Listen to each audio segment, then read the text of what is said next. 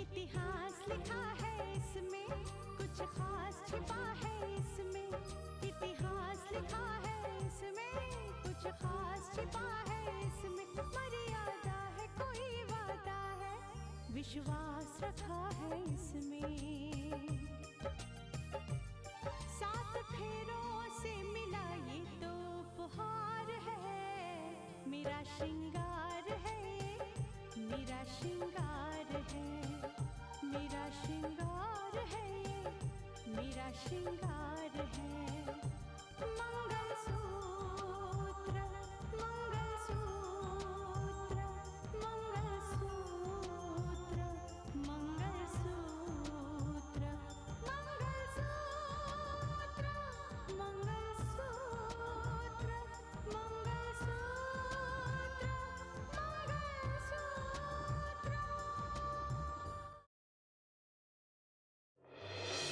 तुम और क्या क्या जानती हो बेटा? ठीक से याद करो ना।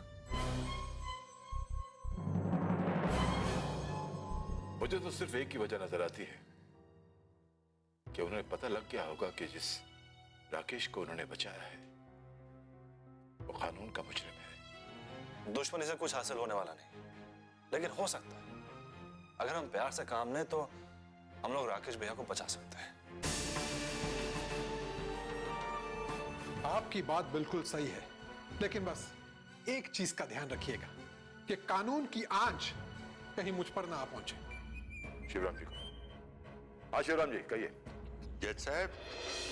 हाँ शिवराम जी जरा श्रीधर जी से बात करवाइए प्लीज। जज साहब उनसे बात नहीं हो पाएगी इस समय। क्यों?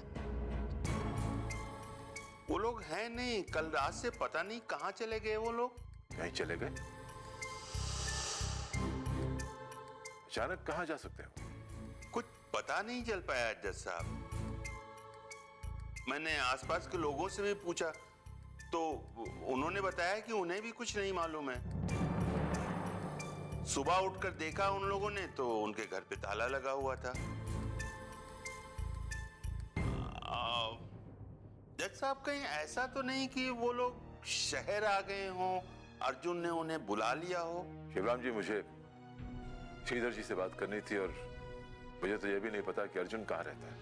वैसे जज साहब अगर वो लोग शहर आएंगे तो आपसे मिलेंगे जरूर। ठीक है देखते हैं, मैं दोबारा आपको फोन करूं। जी धन्यवाद, नमस्कार। नमस्कार।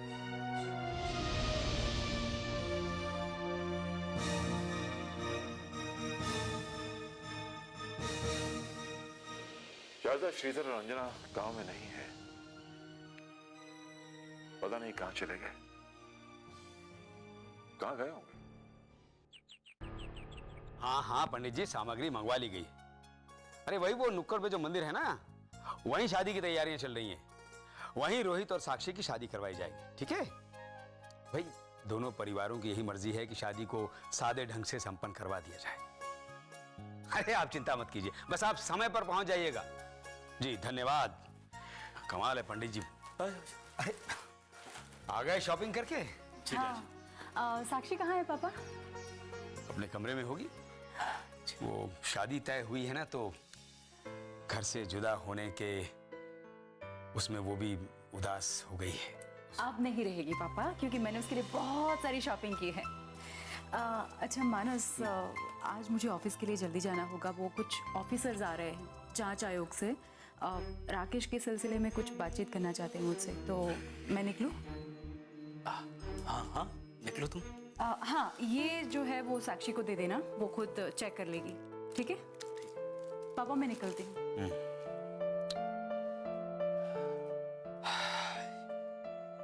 राकेश से रिश्ता भले ही टूट चुका हो, लेकिन ये कमबख्त अतीत कभी पीछा नहीं छोड़ता। राकेश की वजह से रितिका खुद को एक कटघरे में खड़ा पाती है। डैड, एक बात मैंने भी महसूस की है, अतीत पीछा छोड़े या ना छोड़े, अतीत की यादों से पीछा छुड़वाना बहुत मुश्किल है। मेरी सोच आज भी यही है डैड।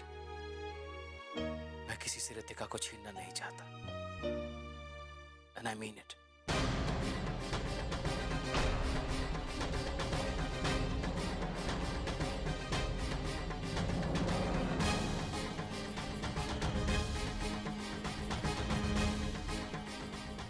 एक बात मैंने भी महसूस की है, अतीत पीछा छोड़े या ना छोड़े, अतीत की यादों से पीछा छुड़वाना बहुत मुश्किल है।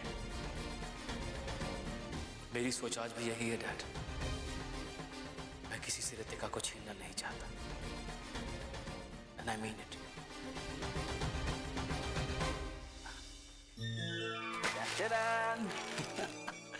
देखो क्या लाए हैं तुम्हारे लिए।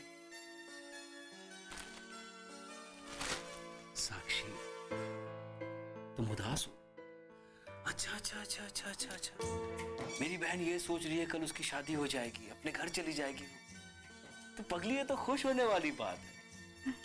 कल तुम्हारी शादी होगी, अपने घर जाओगी, तुम ससुराल जाओगी अपने। अरे उदास तुम्हें नहीं, उदास हमें होना चाहिए कि तुम्हारे बिना ये घर खाली खाली हो जाएगा और ये खाली घर में काट खाने दौड़ेगा। आप ऐसा क्यों कह रहे भैया? घर में भाभी है, पापा है।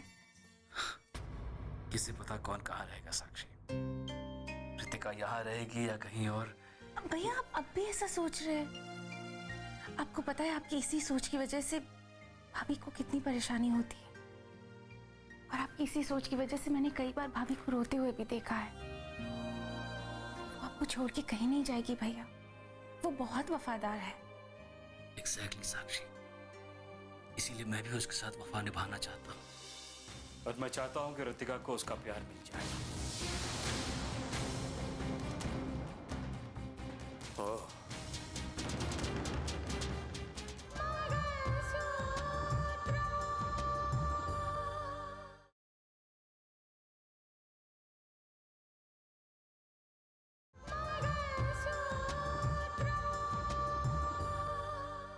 इसीलिए मैं भी उसके साथ वफा निभाना चाहता हूँ, और मैं चाहता हूँ कि रितिका को उसका प्यार मिल जाए।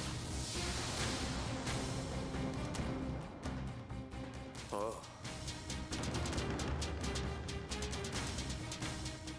तो इसलिए तुम इस कोशिश में हो कि राकेश को बचाया जा सके। अब मुझे समझ में आया कि तुम बार बार उसकी वकालत क्यों कर रहे थे। देखो मानस, कल की बातें तुम्हें भूल जानी चाहिए। तुम्हारी और रितिका की आज की हकीकत यह है कि तुम उसके पति हो और वो तुम्हारी पत्नी। पापा मैं भी भैया को यही बात समझा। साक्षी प्लीज, तुम लोग रिश्ते की बात कर रहे हो और मैं चाहत की बात कर रहा हूं, जज्बात की बात कर रहा हूं। मैं रितिका से प्यार करता हूं और उसकी खुशियों के लिए मुझे ये पहल करनी ही होगी।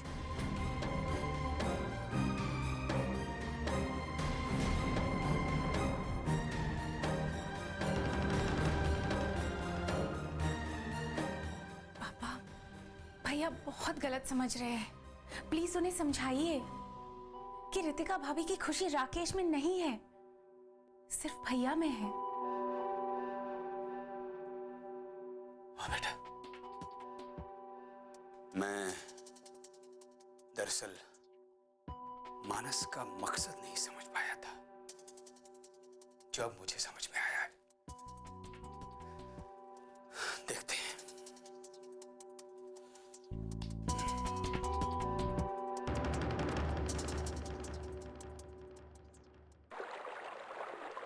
राकेश की गिरफ्तारी के बाद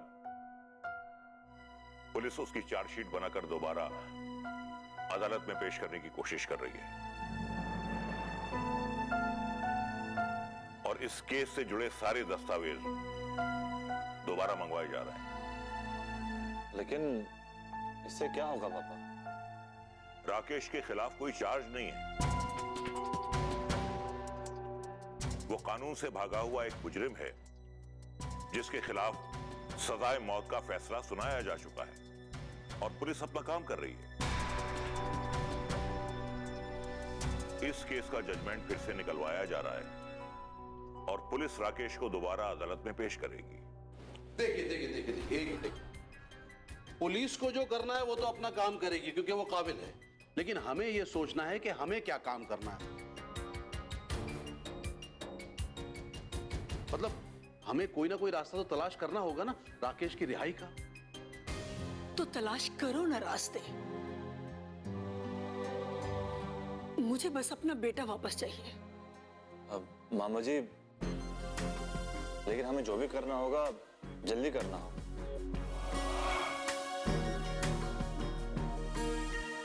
क्योंकि कहीं ऐसा ना हो कि पुलिस चार्जशीट पेश कर दे और भैया को जेल भेज दे।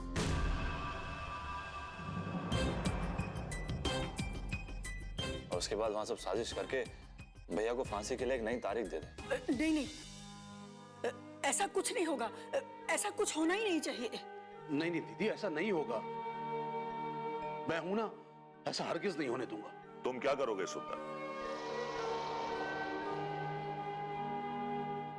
मुझे जस्टिस आदित्य प्रताप का वो फैसला आज भी याद है, जिसमें उन्होंने तमाम सबूतों के आधार पर राकेश को गुनाहगार मानकर उसके खिलाफ सजाए मौत का फैसला सुनाया था। और हकीकत तो यह है कि राकेश का वो वीडियो, जिसे अदालत ने सबसे अहम सबूत माना था, जिसमें यह दिखाया गया था कि राकेश रिश्वत ले रहा है इस बात की कि मंत्री जी को मारने के लिए हथियार मंच तक पहुंचाया जाए। वो सब झूठ था। मेरा बेटा ऐसा कर ही नहीं सकता। लेकिन माँ, उस समय भी इस बात को झूठा साबित नहीं कर पाए, तो फिर आज भला कैसे इस बात को झूठा साबित करें? नहीं भांजे, अब वो बात झूठी साबित होगी, बल्कि मैं तो कहता हूं कि बड़ी आसानी से झूठी साबित होगी।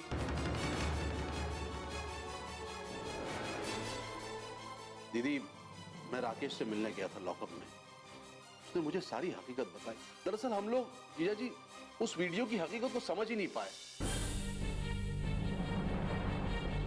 जब राकेश ने मुझे उस वीडियो की हकीकत बताई, मैं तो हैरान रह गया। हकीकत क्या थी? लैब ने भी तो उस वीडियो के टेप को सही करार दिया था। देखिए जीजा जी, लैब ने जिस वीडियो को सही करार दिया था, बिल्कुल सही तौर पर सर्टिफाई किया था, लेकिन उसमें राकेश नहीं था। राकेश का हम शक्ल उस वीडियो में मौजूद था।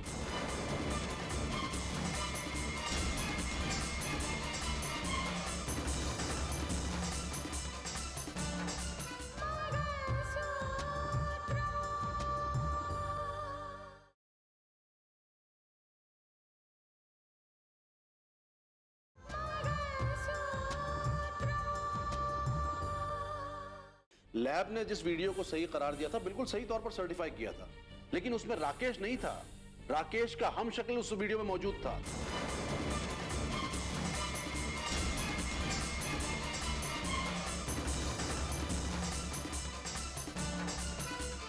ये आप क्या कह रहे हैं मामा जी?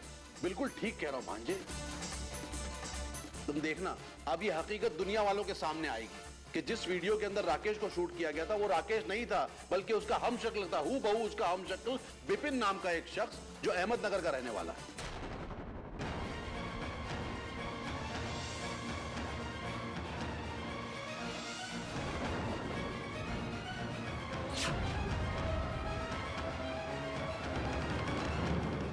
सर, मैं एक एटीएस ऑफिसर हूं।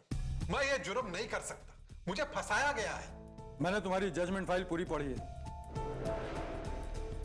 उसमें वो वीडियो रिकॉर्डिंग भी है जिसमें तुम रिश्वत ले रहे थे। इंस्पेक्टर साहब, ये एक बहुत बड़ी साजिश है और ये वीडियो रिकॉर्डिंग उसी साजिश का एक हिस्सा है। अगर ये सच्चाई उसी वक्त सामने आ गई होती ना, तो मुझे फांसी की सजा नहीं सुनाई जाती, बल्कि मुझे बाइज्जत बरी कर दिया जाता। तुम कहना क्या चाहते हो कि ये वीडियो के सच्चाई कुछ और है? इंस्पेक्टर साहब, प्लीज मेरी मदद कीजिए, प्लीज। देखिए, इस वीडियो की सच्चाई तो मैं समझ गया हूं, लेकिन इसे साबित करना ये सिर्फ आपके हाथ में है। आपकी मदद के बिना ये नहीं हो सकता। आप प्लीज मेरी मदद कीजिए ताकि मेरे माथे से कलंक हट जाए कि मैंने रिश्वत ली है और अपने देश के साथ गद्दारी की है। अगर तुम्हारी बातों में सच्चाई है तो मैं तुम्हारी मदद करूंगा, लेकिन तुम्हें यह साबित करना होगा कि ये वीडियो गलत कैसे, जिसे लैब ने भी सच मान लिया है तो ये वीडियो साजिश का हिस्सा कैसे हो सकता है? इंस्पेक्टर साहब, ये बहुत बड़ी साजिश है। इस वीडियो को बनाने के लिए मेरे हमशक्ल का इस्तेमाल किया गया था, मेरे हमशक्ल का।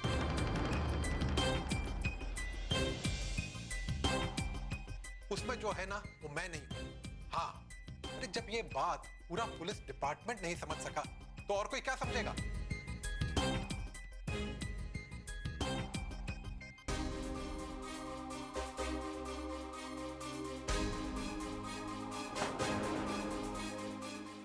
मैं ये कैसे मान लूं कि तुम्हारा हमशक्ल भी कोई है?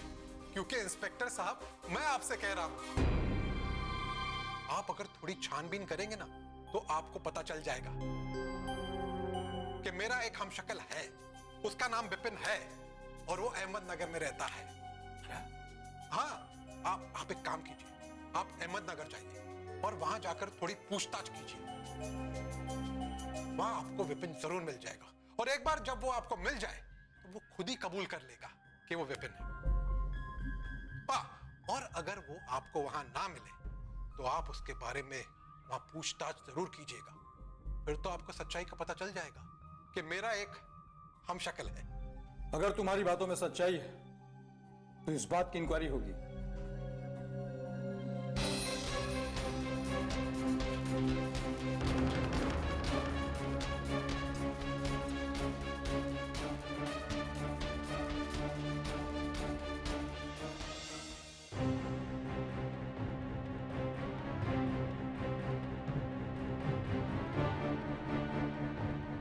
अहमदनगर में विपिन के बारे में जानकारी तो पूरी मिल जाएगी, लेकिन विपिन नहीं मिलेगा, क्योंकि विपिन तो यहाँ राकेश बना बैठा है, जो आप सोच भी नहीं सकते। इसीलिए तो कहता हूं कि विपिन जब भी पिन मारता है उसकी चुभन बहुत गहराई तक जाकर चुभती है।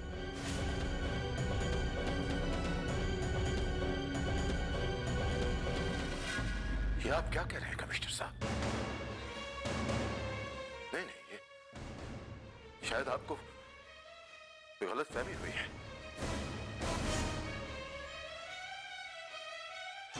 क्या?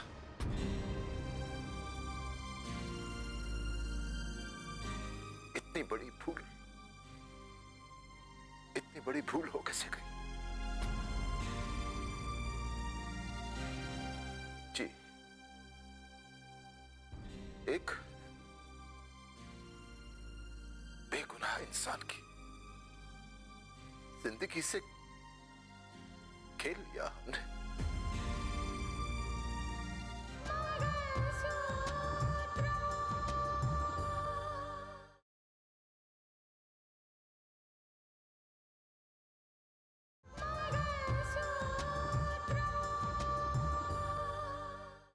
बेगुनाह इंसान की जिंदगी से खेल लिया हमने।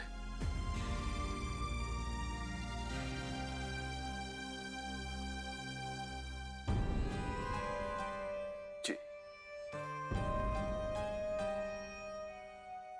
अब मैं बिल्कुल आप ही की तरह मजबूर हो गया कमिश्नर साहब। कुछ नहीं कर सकता और ना आप कुछ कर सकते हैं।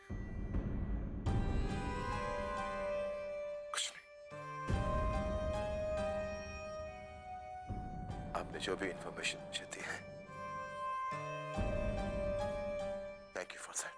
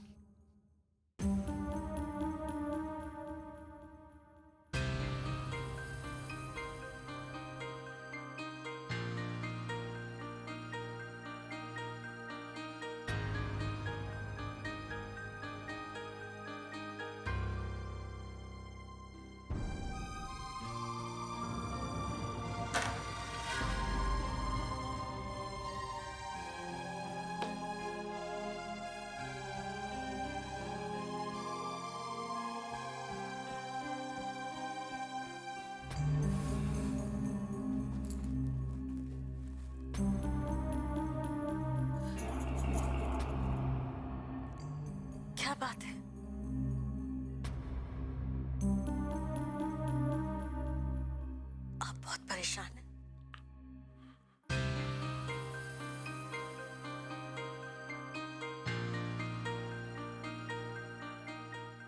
जिंदगी में पहली बार जस्टिस आदित्य प्रताप नारायण सिंह से बहुत बड़ी भूल हुई।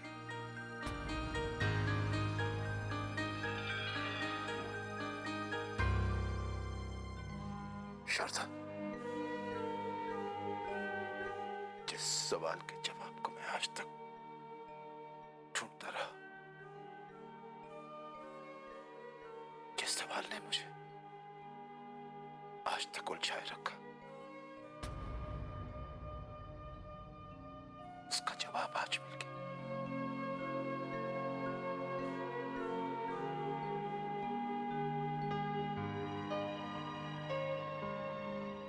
और ऐसा जवाब मिला है शारदा के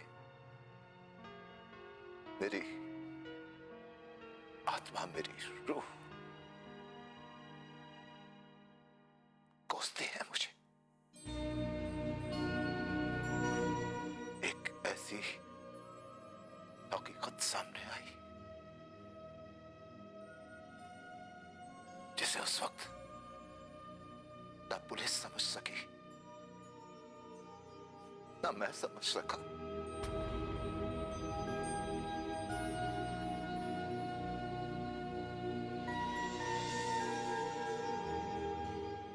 फैसला सुना दिया।